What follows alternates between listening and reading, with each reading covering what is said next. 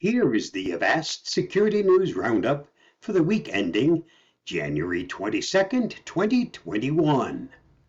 How law enforcement accesses encrypted data on your phone. Increasingly, law enforcement agencies and lawmakers are asking smartphone developers like Apple and Google to create backdoors into the encryption that protects users' data. But even without them, investigators can access your data. A recent report from the nonprofit Upturn found nearly 50,000 cases where 44 police departments had extracted data from phones, but researchers assume the true total could be much higher. These tools are also being bought to be used in other settings like U.S. schools. The study shows that even if your information is encrypted, so long as someone has physical access to the device, there could still be ways of accessing the encrypted keys using system vulnerabilities, according to the Avast security evangelist Louis Carones. In order to minimize risk and make sure your device is protected against all known vulnerabilities, it's an absolute must to have your system, iOS or Android, updated to the very latest version.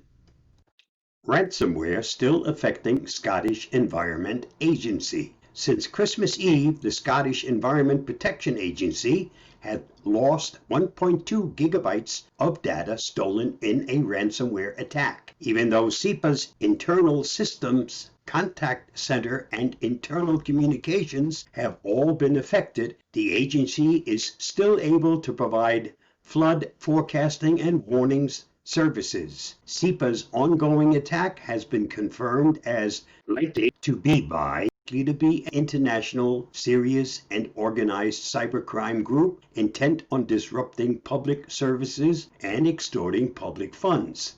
ZDNet reports that an investigation into the incident is still ongoing. How the SolarWinds attack opened a Microsoft 365 cloud breach. Last month's supply chain attack on Microsoft, Cisco, FireEye, and network management company SolarWinds effectively disabled vital levels of security controls needed to identify and stop the attack. These types of attacks are particularly dangerous because the attacker can pose as anyone in the organization and bypass primary security controls. SC Media describes further details about the 4 separate techniques hackers use and summarizes recommendations for companies to defend against these types of attacks. Trump signs order aimed at thwarting cyber interference. Former President Trump signed an executive order on Tuesday that aims to prevent foreign actors from using cloud computing platforms for malicious cyber interference against the U.S. The order, signed on Trump's last full day in office, directs the Commerce Department to develop rules that require cloud service providers to identify and take action against foreign entities suspected of using the services for malicious cyber-enabled activities. Read more on the story at CNET. Vaccine supply chains are being sped up by the latest tech. The incoming Biden administration has pledged to administer 100 million doses in the next 3 months. But vaccine delivery is nothing like ordering stocks and candy bars, and it certainly isn't easy.